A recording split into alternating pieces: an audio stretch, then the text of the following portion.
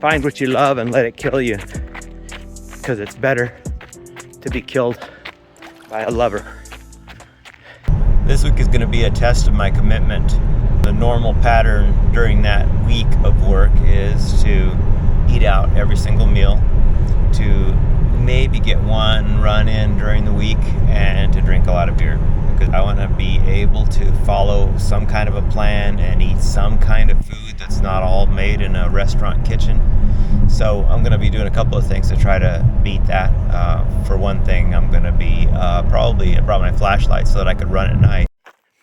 So I'm going to be going over to Walmart and picking up some fruit and some, I don't know what else that doesn't cause cancer, but some stuff. We're not going to look at that too closely. It's kind of my plan for the week, and then I'm going to go ahead and bring you in at the end of the week and let you know how I did. It's probably 70 degrees, if not a little bit over that. A little bit of a slight breeze. Beautiful. I really hope that I don't come off like I'm some sort of expert at this stuff. If anything, I feel like a 50-year-old dropped into a 5-year-old's body, and I'm in elementary school just trying to make things work, and it's not easy. It's like I know what I'll see as I know what the landmarks are, but I still have to get there. And just like you guys, I know that you're gonna have to get there. You're gonna have to plow through this stuff.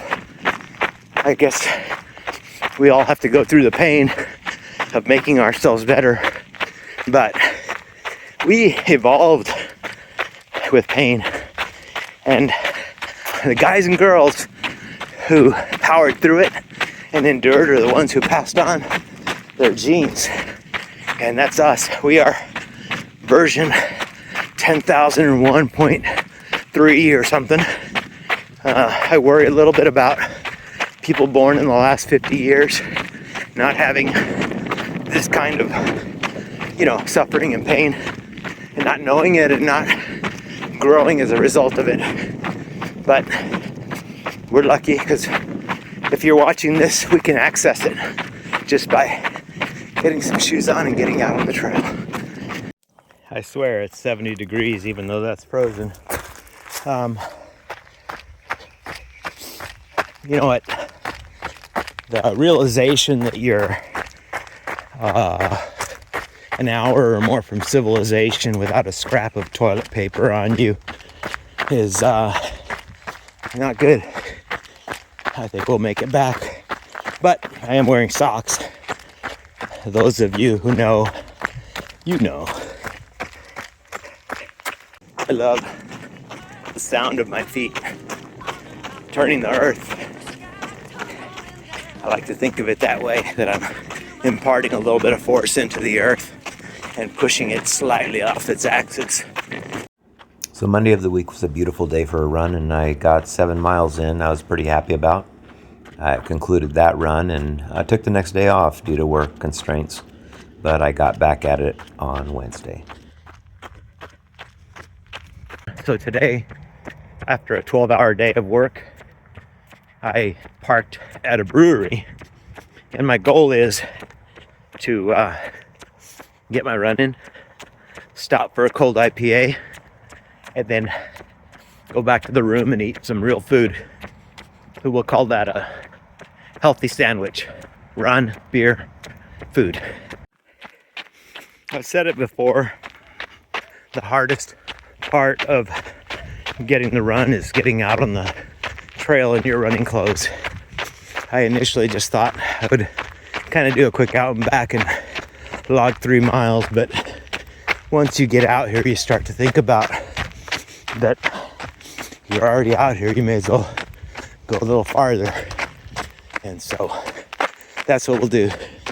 Once your feet starts moving and your legs start warming up, you realize that it's a great place to be. It's just a beautiful, beautiful place to be out here all alone by myself, moving along, turning the earth with my feet, and starting to sweat. So If you haven't got out for the day, you should think about it. You won't regret it. There's a fog rolling in, and I'm going over a bridge, and it's getting dark, and it's pretty cool.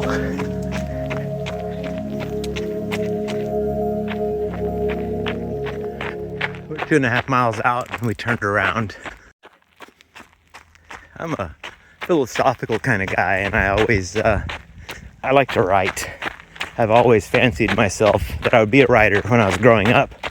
But when I got old enough to care about money, I looked at the options and realized that that wasn't for me. I grew up poor and I really wanted to have money. And so I chose a different path. But I still write. I mean, I've written a little bit. One of the things that I've written going through this bridge, one of the things that,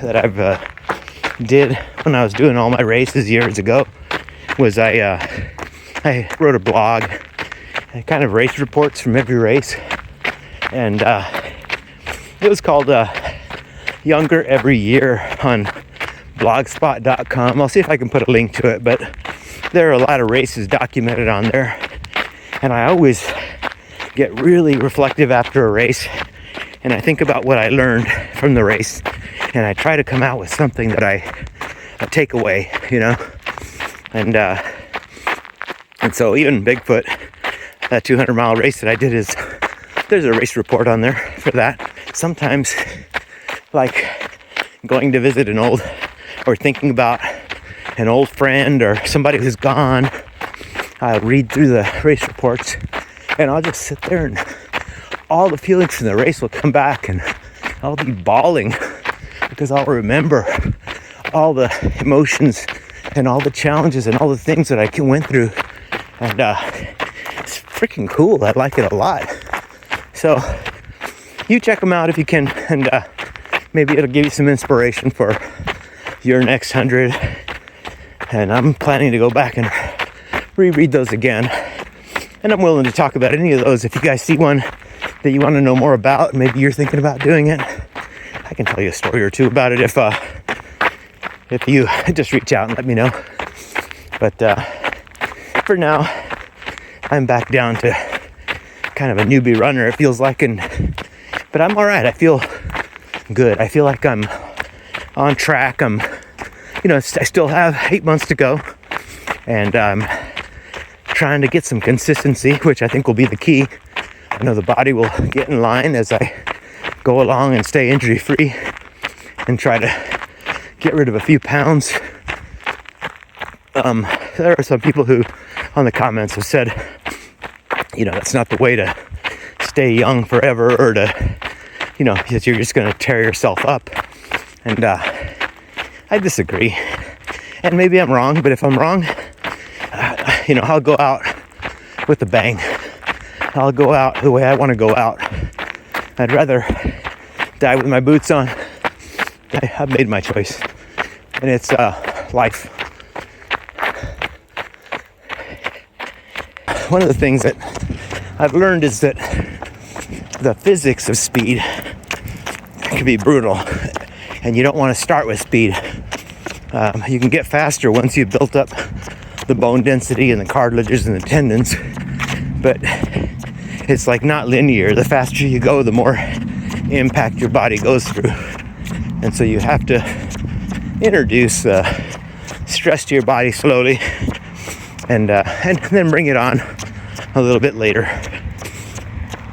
There's been a lot of people out there in this age group that are running and racing and accomplishing things, and I think that we all need support in that. We all need encouragement, and at the expense of or at the risk of getting filtered out by an algorithm for hokiness,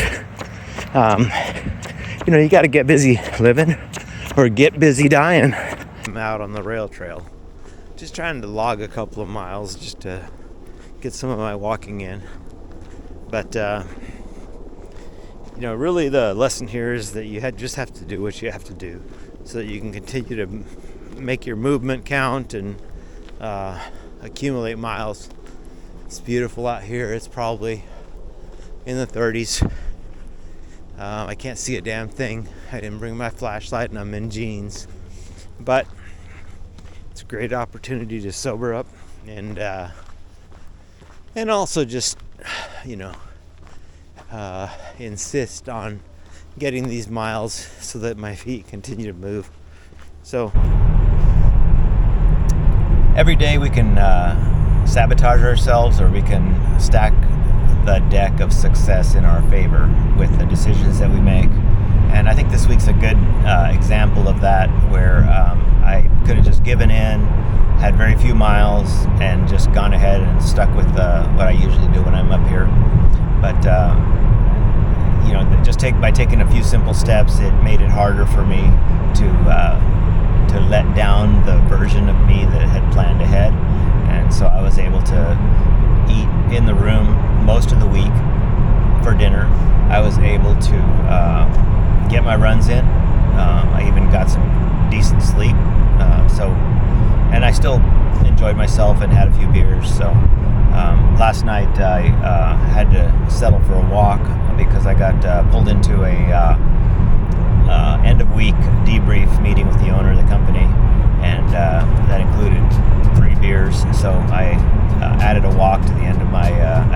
Right after that, I just left from the American Legion and went for a walk and got a few miles in before going back to the room and having dinner and going to bed. So success qualified, but I'm happy with it. And I hope that you guys are also happy with your week and that you're getting out there and getting your miles in and stacking the deck in your favor.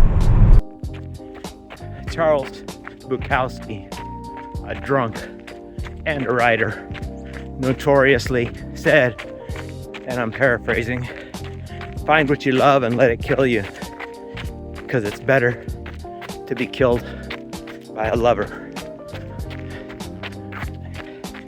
I like him a lot. Have a good one. Thanks for watching.